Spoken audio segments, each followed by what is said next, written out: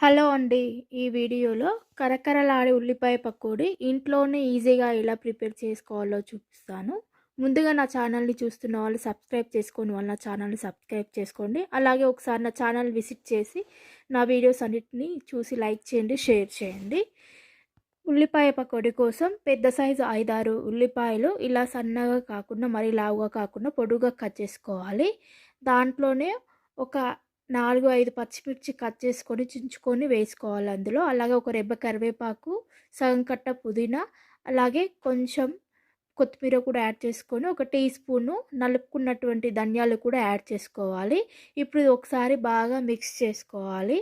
బాగా ఇలా మిక్స్ చేసుకోవడం వల్ల ఉల్లిపాయలో ఉన్నటువంటి వాటర్ అనేది కొంచెం బయటకొచ్చినట్టు అయితుంది.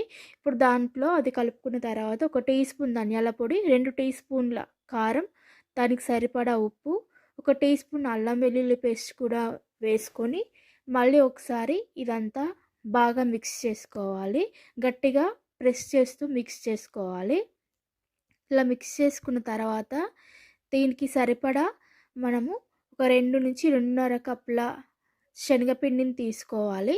ఇది ఒకసారి బాగా కలుపుకున్న తర్వాత ఆ 2.5 కప్పుల శనగపిండి కూడా ఇందులో యాడ్ చేసుకొని వాటర్ వేయకుండానే బాగా కలుపుకోవాలి. ఒకవేళ వాటర్ పడతదని అనిపిస్తే ఒక 2 టీ స్పూన్లు లేదా 3 టీ స్పూన్ల వాటర్ యాడ్ చేసుకొని మంచిగా ముద్దలా కలిపి పెట్టుకోవాలి.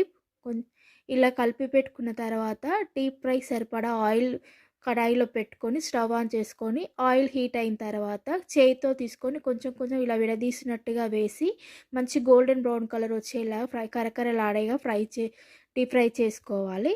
తర్వాత మంచి కలర్ వచ్చిన తర్వాత బాగా ఫ్రై అయిన తర్వాత తీసి సర్వ్ చేసుకొని తినాలి. అంతే అండి, టేస్టీగా ఉండే పకోడీ రెడీ.